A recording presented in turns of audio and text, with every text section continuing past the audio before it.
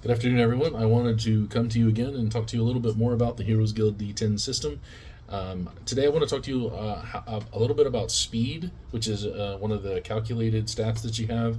But more than that, I want to talk to you a little bit about how engagements work, whether it's a combat engagement or some kind of a time-intensive engagement.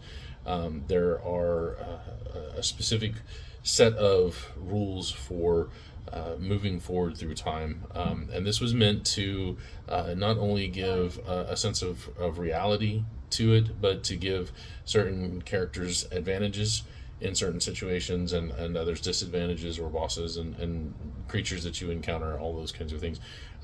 It changes things up, so there's not just everybody go and then now it's the next round and everybody go and whatever. So we're going to talk a little bit about that today. I'm going to first talk about how speed is calculated. So out of the 9 basic characteristics that you have, you're going to use agility, intelligence, perception, spirit, and wisdom. You're going to add all those up, and then you're going to divide by 10, and that gives you your speed rating. And this is one of the few places where you're going to keep the decimal. So let's say I add them all up and I have a 43. I'm going to divide by 10. That gives me a 4.3, and you want to hold on to that 0.3 because that's going to be useful for you. Your speed then is going to be calculated as a 4. All right, and that means that in every round, which a round is 12 seconds long, in every round, you are going to go 4 times. And that effectively means that you're going to go 3 seconds, 6 seconds, 9 seconds, and 12 seconds. And so that is your speed, and that affects how you are going to both move and how you're going to act. Now, generically, everything moves at a speed of 10 meters. Like, that's their movement. They're going to move 10 meters in a turn.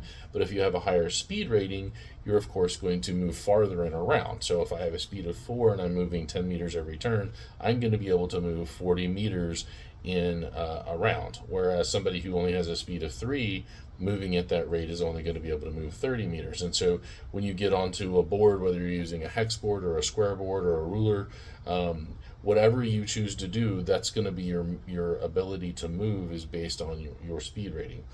Also, you get to act in those turns. So if I have a speed of 4 and I'm going in turns 3, 6, 9, and 12, and somebody has a speed of 5, they're also going to go in turn 3 for their first turn of the round.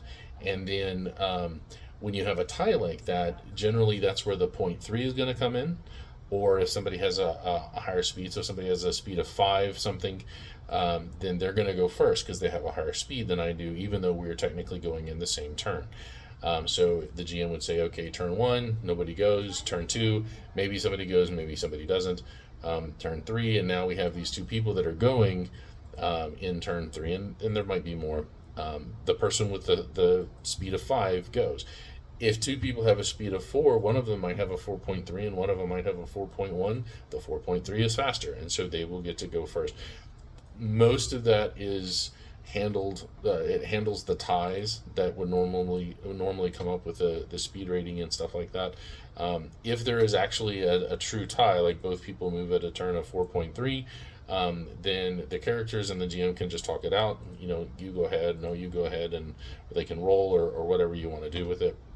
However you want to handle it. We don't want to sit here and hold your hand. We want you to be experienced gamers about this, handle it the way that you best see fit, and then move on with your game.